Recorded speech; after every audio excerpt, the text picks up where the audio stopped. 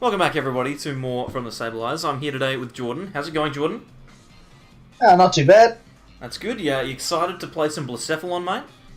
I'm very excited, Mitch. I love this deck. Jordan loves Blacephalon. He thinks it's a good deck for skilled players, and it's done well over the weekend. Madison Regional Champion played this particular brand of fire Pokemon.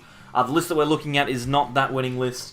This is the one that Zach Lesage played to 17th place at Madison, and it's got an interesting couple of cards in it, but we'll start off just with the default stuff. It's got 4 copies of Blacephalon and a 3/3 Naganadel line in order to accelerate your energy onto the field and take as many knockouts as possible, and it should be able to do that relatively consistently, Jordan. Yeah, it's definitely got a few more tools to play around with. Cards such as Welder has access to, which it didn't previously. It used to be much more reliant on B-String, but now with Welder it can apply quite a bit of pressure just based on Naganadel's ability alone. Certainly can. And another fun tech that Zach has chosen to use is a 1/1 Persian line. With Catwalk, it means that when your first Blacephalon GX gets knocked out, you can immediately search for 2 of your base strings in order to really rip a bunch of energy onto the board. In conjunction with the Ditto Prism, means that you're relatively easily going to be able to get that Persian out. And worst case scenario, your Ditto can be another copy of Poipole for you if you need it. And not only that, but Persian GX with Welder is potentially a viable attacker in this deck. It's probably not as ideal as a Blacephalon's going to be, but there's never a bad option to think about potentially using a Slashback at some point during the game if you're not using Burst right at the beginning. And hey, maybe Vengeance could get up there in the late game, but there's not quite enough Pokemon for it to be super impactful. Yeah, you might be able to attack with it, but hey, it's mainly there for its ability. The list also runs 2 copies of Let Loose Marshadow in order to disrupt your opponent's hand, and it plays 1 copy of Tapu Lele GX as well. Yep, they're pretty good cards. Let Loose is this deck's only win condition against most of the decks in the format, in my opinion. But it's a pretty good card, so I can see why they're playing 2 copies. Yeah, a nicely timed Let Loose can win a lot of games. Into the supporter line, we're playing 3 copies of Lily, 4 copies of Cynthia, and 1 copy of Erica's Hospitality as our supporter line. Traditionally, we would see 4 Lily and 3 Cynthia, but Zach choosing to run 3 and 4 here. Interesting choice, but I guess you've got a lot of things that clunk up your hands sometimes. You want to shuffle away energy, for example. And he's opted to go with the Erica's Hospitality, which is a card that not that many decks are playing right now. It's definitely a card that is good against decks like Zoroark, which are going to be filling their bench up pretty frequently. And this deck is struggling with Zoroark, especially now with the new cards that Zoroark is running, such as Dugong or Slowking. It's going to be pretty important to have that little bit of extra draw in that matchup. Yeah, it gives you the added bonus. Welder, as you were talking about before, gives this deck a new dimension. Now, it doesn't necessarily have to fall behind in order to... it doesn't have to lose an attacker in order to start attacking. If you are in front, you can just attach 2 more energy with Welder, and the bonus is you only need to actually attach 1. You can manually attach for a second for Mind Blown if you have to. And of course, it just acts as extra card draw, which is never a bad thing in this deck. When you're aiming to use Let Loose turn 1 in majority of your games, you really just want to maximize your odds of getting at least something to do off of your Let Loose, and well, it just gives you that little bit of extra out because you're probably going to draw Fire Energy at least a lot of the time. Yeah, you've got 16 cards that are going to be energy cards, so you'll get into 1. We also have 3 copies of Guzma. Guzma, you're probably only going to need to play once or twice, probably once during the game to take a knockout specifically, but 3 copies means that you're not going to struggle to find it when you need it. That is ideally true, but there's no Pokegear, no Jirachi in this deck. Just the one-off Tapu Lele GX, so having a higher copy makes it easier to find when you need it. Certainly is going to be easy enough. Now, we've got 1 copy of Ultra Space in this particular list to help us search for Ultra Beasts, as well as 3 copies of Ultra Ball and 4 copies of Mysterious Treasure. Lots of our Pokemon can be searched out with Mysterious Treasure. Naganadel, Marshadow, Poipole can all be searched. Ultra Space helps us find Blacephalon GX, and Ultra Ball is for our Persian and others in the late stages of the game if we need it.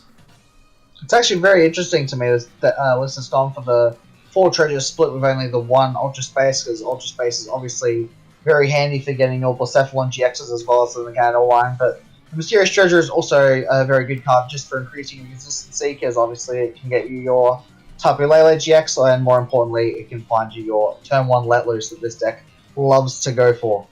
Certainly can, and I look forward to doing it.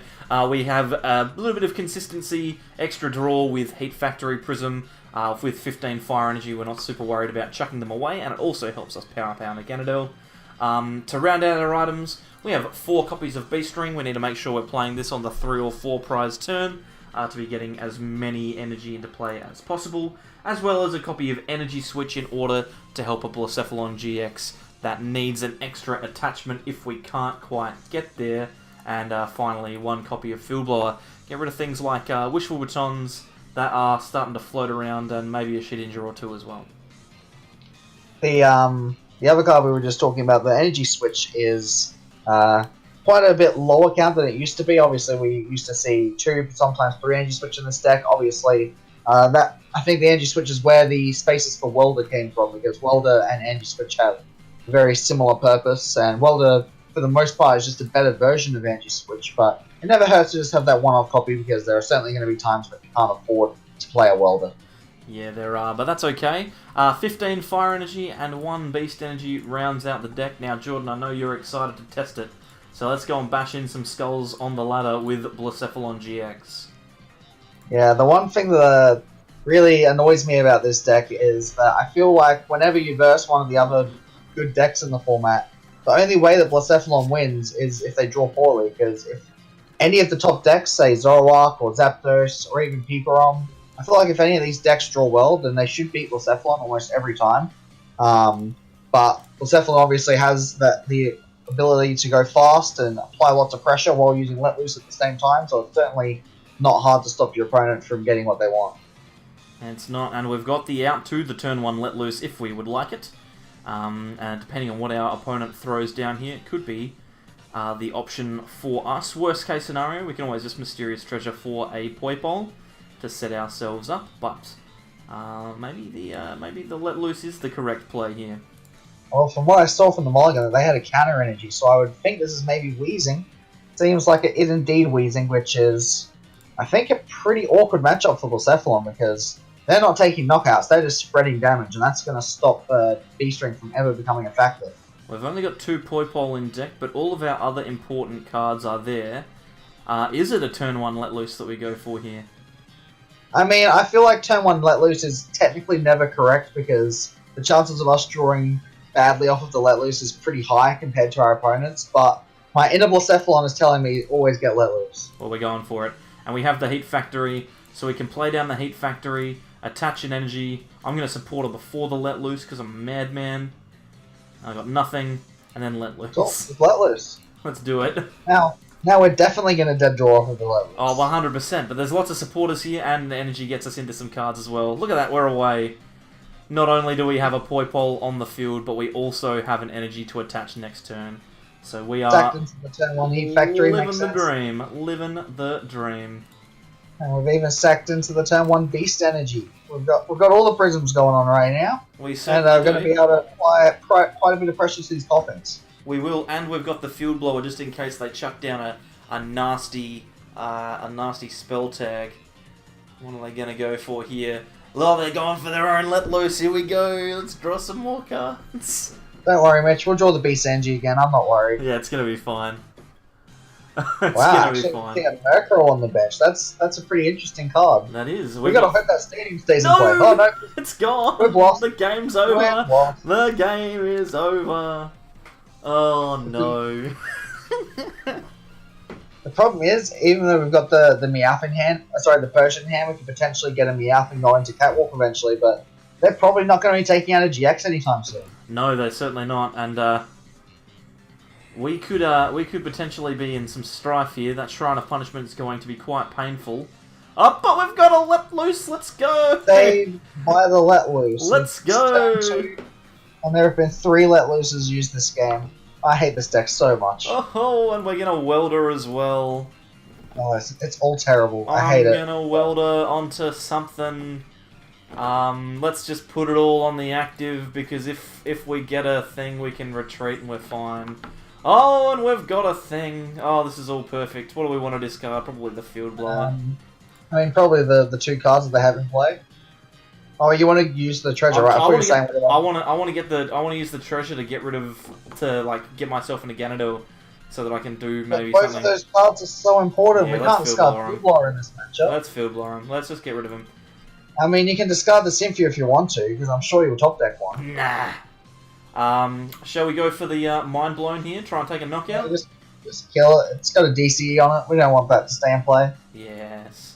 Easy. Confusion flips are OP. Goodbye. And let's draw something sweet off of the top deck. Oh, the Beast Ring. That's a good one. It's a good card to discard off of Mysterious Treasure. We can get rid of that for a Naganadel very easily. I don't know why you don't like this deck. It seems to work perfectly every time. Yeah, this has been great. No luck involved in this game at all. So facetious. I'm a little scared of what that Honchkrow can do, because obviously the Honchkrow that comes to mind is the one that deals extra damage times the number of damage counters on your opponent's board. But there's always the potential that they could be just playing a sneaky Honchkrow GX, and that unfair GX could ruin our day at any moment. Oh, hey, it's gonna be fine. Let's not think about it. I'm thinking about it. I'm thinking about it constantly. I'm thinking about it constantly. Alright, here comes... Wheezing shenanigans are beginning, and this is a moment where we're probably wishing we had a Mew right now, but we do not. We do not. Why would we have one? We can Mysterious Treasure. Let's get rid of the Beast Ring, stuff it. Yeah, I mean, why would a deck like this play Mew? A deck that literally loses to having multiple Pokemon knocked out at once and having Beast Rings. There's no reason to play Mew. Oh, man. Oh, we got the Beast Energy, which is pretty spicy. It's a little unfortunate because without access to a second Blacephalon, it's going to be pretty awkward taking knockouts because we have to just continue flipping Confusion flips. I think, is it even worth Ultra Balling for Blacephalon and attaching to it now? But if we do, I mean, we don't really have anything else we can do after that, but I don't think there's much we can do about that anyway, because I think Ultra Balling for Lele here would leave us with basically nothing, because we put 2 Letloos on the bench. It would pretty much end the game. So we probably just have to attach an energy and hope to get lucky here. Do we attach the beasts? Yeah, why not? Yeah, it's a good card. We're going to flip heads anyway, so it doesn't matter. Yeah, I wouldn't be worried. Look at that, easy. Discard 3 energy, take 1 prize, seems efficient. Pew! What is nice though is that we can actually probably attempt to attack with Naganadel later in this game, because Wheezing is Psychic weak, and Naganadel for 3 energy taking a knockout on Wheezing is pretty efficient. That seems fine, and we've got an energy switch. Who said that there was no way out? We've got a chance. Well, yeah, we can charge up with Naganadel, energy switch to the active, and attach, and all of a sudden we're potentially taking our 3rd knockout. And we haven't used Burst GX yet either. Now that's true. If we can keep that as an option, we have something to do. And I could potentially get a knockout on this here Wheezing as well. I'd love that. That would feel really good if they do choose to evolve. And they do. Now, as long as there's no other play, if it's just a flying flip, then I can Guzma this Wheezing out and go for broke. But it's going to be fine. That's especially strong since we have the Beast Energy on the bench for Cephalon. We only need to discard 2 energy to knock out Wheezing, which is extremely powerful. Oh, that Shrine's going to be a bit of a pain. Oh, and he gets a Poker Gear off of the Oranguru. Oh, no. Scared of all the damage counters that's being placed on our board right now. It's gonna be fine. It's gonna be fine. It honestly might be, because look, they've got only the 1 Wheezing in play, and no Coughings now. They've gave themselves no outs to Wheezing next turn if we knock this one out. And if they leave it on the bench like I'm expecting them to, they're not even going to be able to use the ability once. Yeah, but they do at least get to, they get all of the Shrine ticks, and they'll be able to get the spell tag damage here. They do. It's still quite punishing, but not as punishing as if the Wheezing stays active, because we've only got 1 field wall, so we're going to have to deal with that spell tag eventually. May as well make it now. Yeah, may as well do it now. So we will just take that Wheezing, take the knockout. We can Mind Blown. remove 2 energy because the beast energy gives us the extra 30. The knockout on the Wheezing, they get to put another 40 damage down, which is frustrating, but it's okay. We've got an energy switch, so as long as we get something, we should be fine. I know that there used to be a glitch on PCGO where if you used Blacephalon's attack and discarded the beast energy while it's in the active, the extra damage wouldn't trigger, whereas the actual ruling is that the extra damage does still trigger even if it's sent to the Lost Zone. So we could have potentially discarded the beast energy instead of the fire, because that means if the Blacephalon does get knocked out, it will send the fire to the discard instead of the Lost Zone. Something to consider, but I wouldn't want to risk it knowing that maybe the glitch on PTCGO still remains. Yeah, knowing the way that PTCGO works, I don't want to risk it. I'd like to think they fixed it by now, because it was quite a while ago that happened, but who knows? Never know. Look at this. They've got quite a lot of energy. They've got quite a lot of prize cards lined up here. They've got the Ditto on the bench as well, so they can get themselves into a Wheezing next turn. They can probably take at least 3 prizes. In fact, they'll probably be able to take 5 prizes with the Wheezing if they find an energy for it, because the active Blacephalon can very easily be knocked out. It's going to be fine. Just going to grab that Blacephalon now, evolve into Naganadel, and put an energy onto it. That's very clutch, because it denies them a prize card. And even though they're probably going to be able to take 2 from Mars Shadows and 2 from each Blacephalon, it does still make it a tiny little bit harder for them. We're pretty close to winning right now. We need 1 more knockout, and then it's just Burst GX for game. The question is, are we going to survive that long? Yeah, are we going to be allowed to do enough damage, or are we going to be allowed to do enough to get the damage onto the field that we need before we get completely destroyed? It'll be interesting. I feel like if they don't attack with a Wheezing here, then we've probably won. My thought process is that potentially we could oh, good grief! That's gonna be a threat.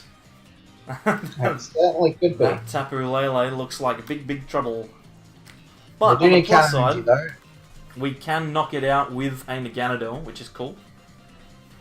Well, it depends on what they choose to knock out, because they can probably knock out pretty much anything.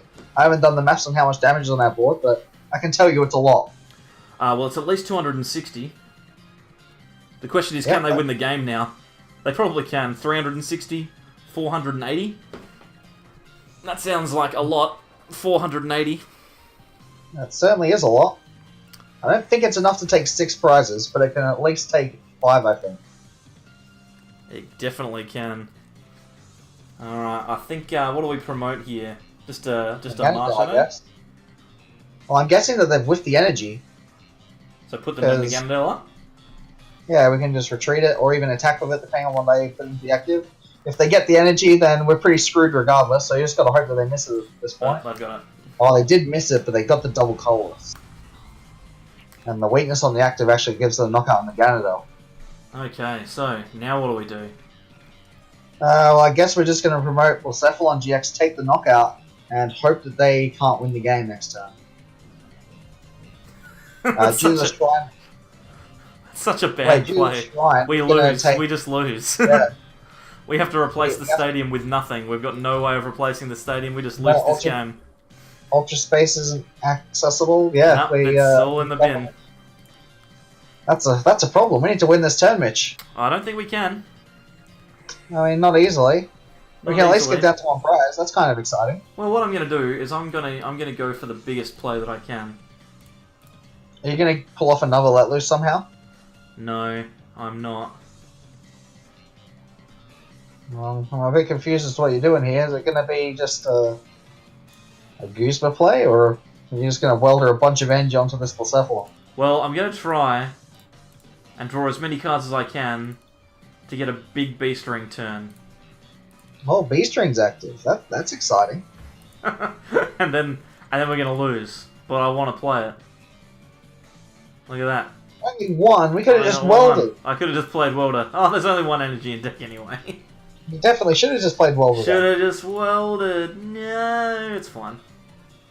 Well, at least we have game next turn with Burst GX. No, I just used it. Knockout. Attaches the energy with Burst GX.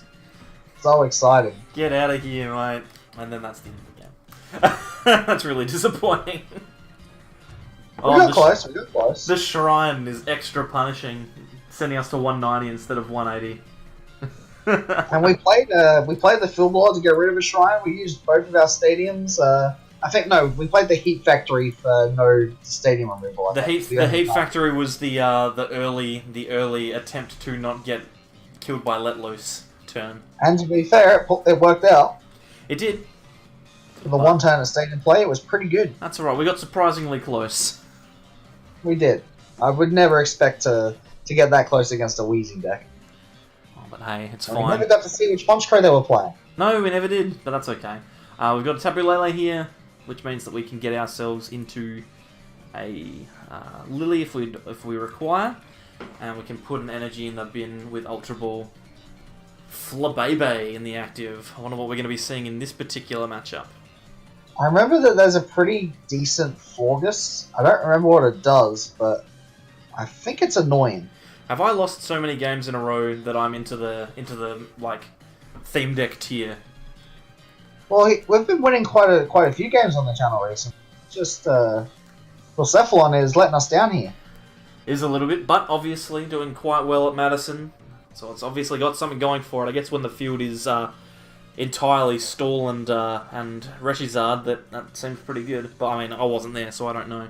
It just appears like Reshizard was Reshizard must have been a pretty big deck considering the amount they were in the top 8.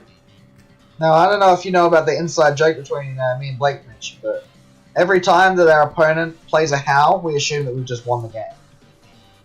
Oh, they played a Howl? Okay, yeah, cool. They did play a Howl. I kind of almost want to discard like Tapu Lele then, because we're not going to need it. Yeah, probably not. What is that fighting Pokemon on their bench? It looks almost like a Vampy. I think it is. Donphan's kind of cool. Donphan is kind of cool. But is it a deck? I mean, it's about as much a deck as Blacephalon is in my eyes. Look, we're going to lose to this starter deck. At the moment, I'm not confident in our ability to win this game. At the moment, we are just using Spit Poison to eventually take this Flabebe out. What's its ability do? I don't even know. I haven't read this card. Evolutionary Advantage. If you go second, this Pokemon can evolve during your first turn. There's a super scoop up. Oh, they got up. the scoop up. They scoop up the Flabebe. Oh my goodness. The poison damage. They promote the Mew. How threatening. Pretty good attacker. Steven's Resolve. What is going on? I'm very concerned. We need to let loose, like, immediately. What are we doing? I mean, we can get the knockout of Naganadel, right? And yeah. hopefully let loose. I'm gonna Welder onto the Naganadel, and then... Get a Welder? Oh, boy. Yeah, well, why not? I mean, you certainly can. You don't need to. You can attack it without Welder. Yeah, but Welder's fun. That's why it's in the deck. Fine. It's true. I'll Cynthia.